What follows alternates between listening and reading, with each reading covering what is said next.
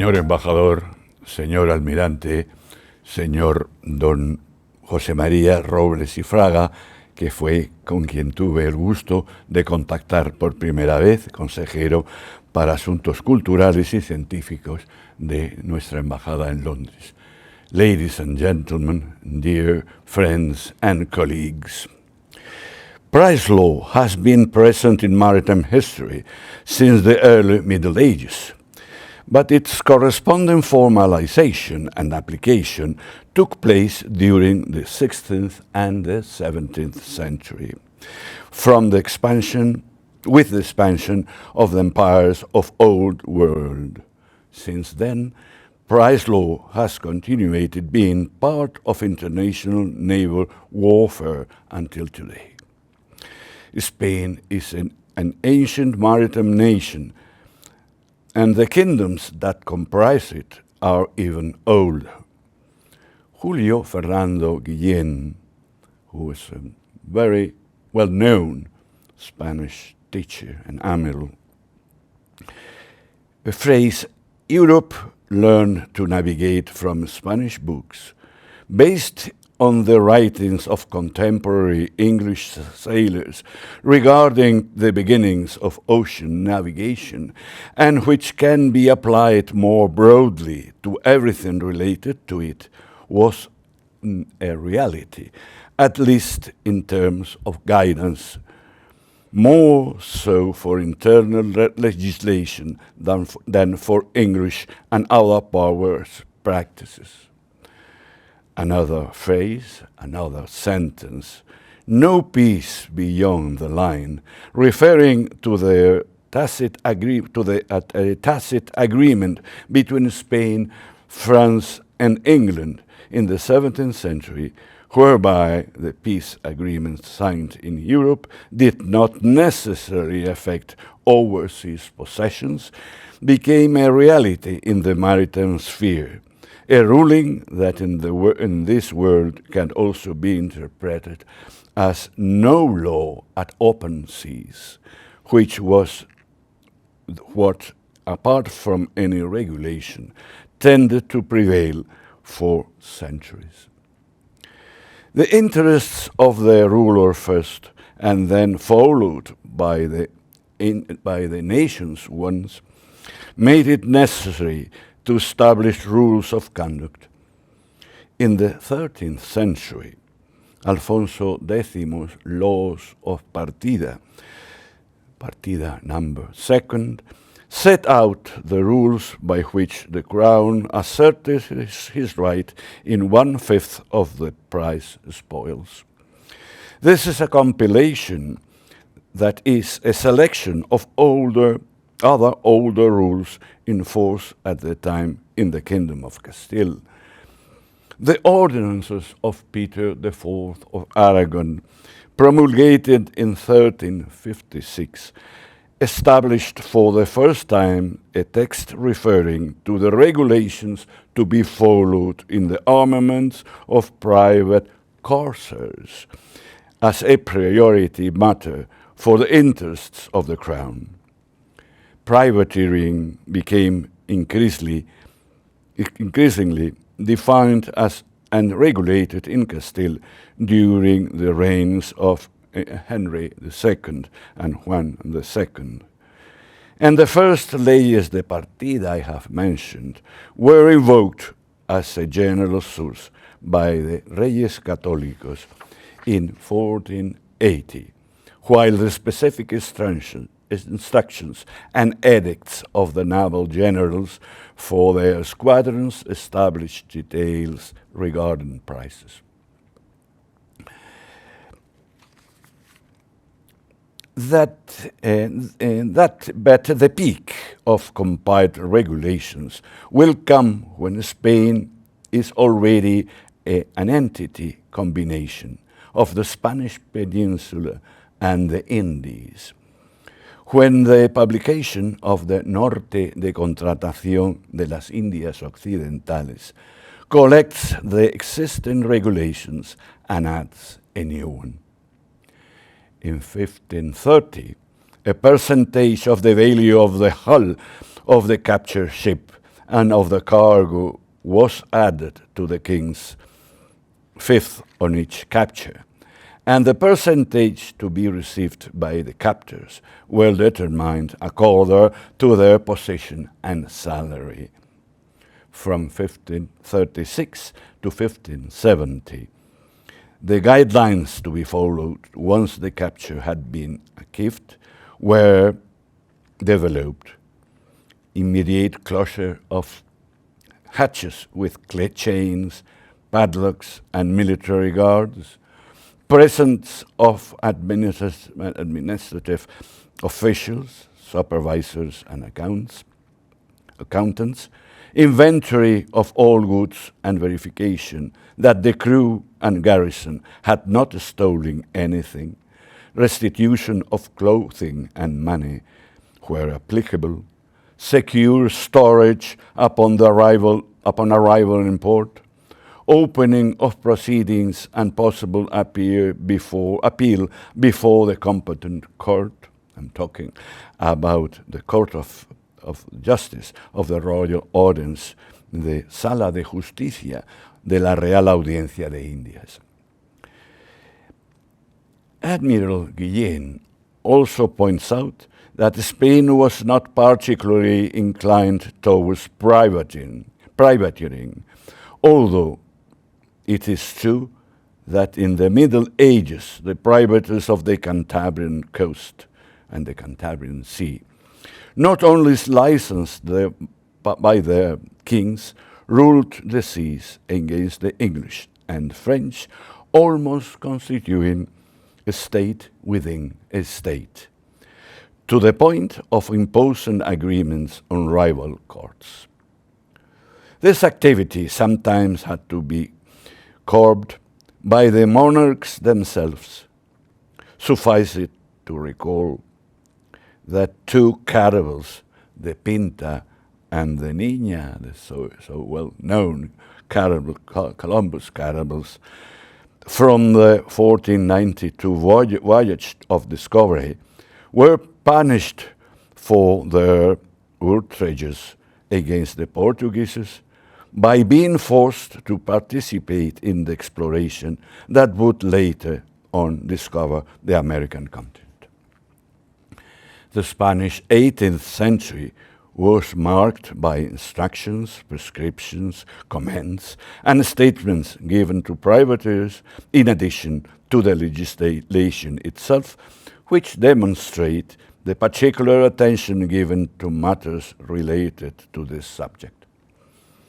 The legislation of the century was specifically directed against Turks and Barbary pirates in its initial statements, but it was also applicable to other enemies of the crown, whom it did not wish to single out separately from police work against smuggling, and with reference to a pre-existing state of war or declaration of war. On October the 5th, 1804, off Cape Santa Maria, on the Portuguese coast of the Algarve, 4 frigates of the Spanish division led by José de Bustamante were attacked and captured by a British squadron commanded by Commodore Graham Moore. This incident, executed during peacetime and diplomatic relations between Spain and Britain, sparked reactions and surprise even in the British press itself. This capture was followed on November the 25 by the capture of the Spanish frigate Anfitrite by His Majesty's ship Danigol, while at the same time news arrived from Montevideo of the seizure of a schooner and a brigantine carrying copper. On December the 11th, the British Private Council authorized the issuance of letters of marque against the Spanish without both nations being formally at war. The following day, war was declared. This halted the trial that the Spanish Amiral Gravina had claimed against the English. The money was unloaded on November the 12th and guarded in the citadel of Bournemouth Harbour, awaiting the order to be deposited in the Bank of England. Gravina says on this occasion, "No war has been declared yet, but it is bad that they have the money at home." This pragmatism, not politically unjustified, of the Pitt government had triumphed over the doctrine established in the spirit of its applicable ordinances, as was the case with those in February the 11th, 1593, the previous ordinances. The Price Papers research project, coordinated by the Göttingen Academy of Sciences and Humanities, aims to digitize and sort in an accessible format the physical records collection held by the National Archives London in the High Court of Admiralty collection in its various series. The project is mainly funded by the German state and the federal state of Lower Saxony, with a prospective funding period aimed to last until 2037. It is expected that by the end of the project, more than 3 million digital copies will be available for researchers, historians, and general public. Among these documents, there are 35,000 captured ships, 160 undelivered letters in 19 languages and from 5 continents. That is the magnitude and relevance of this project. The records research by the Price Papers project includes logs, correspondence, business and personal documents, cargo lists, and legal planning from the High Court of Admiralty regarding the application of price law. In show, it analyzes an invaluable collection of documents and other items captured from the vessels seized by British privateers and the Royal Navy between 1612 and 1815 approximately. The research and results of the Price Papers delve into unique aspects of maritime history, social history, maritime law, and economic history, making it ambitious but remarkable project. Spain, as one of the major maritime powers during the 17th and the 18th centuries, is frequently present in the records research by the Price Papers. The relevance of these documents collection from a national and international perspectives raises a strong sense of interest to contribute and engage in this project. This is crucial for extracting the full value from the archival records rediscovered. Many captured vessels were Spanish or trading with the Spanish territories in Europe and the Americas, meaning they carried letters, contracts, cargo manifests, and testimonies relevant to Spain's global trade network, colonial administration, and maritime life. As showcased by Price Papers portal, there is a case study section titled Spanish Ships, which contains documents related to around 130 Spanish vessels captured by the English. by the British. Some of these vessels are renowned as Nuestra Señora de Covadonga, a Manila galleon captured by the Captain George Anson in 1744, whose papers justifying the capture have been rediscovered as part of these mentioned prize papers. On the other hand, the well-documented capture and trial of La Princesa in 1740 during the War of the Austrian Succession is of particular interest to Spanish naval history, as it was a 1,000-ton ship with 17 cannons and a crew of more than 600 men. She was particularly emblematic as it was one of the best ships built in the arsenal of Ferrol, and her resistance was brilliant under the command of Pablo Martín de Aguirre. La Princesa faced 5 British battleships before being captured: the Lennox, the Kent, the Orford, the St. Albans, and His Majesty's ship Ripon. Taken by its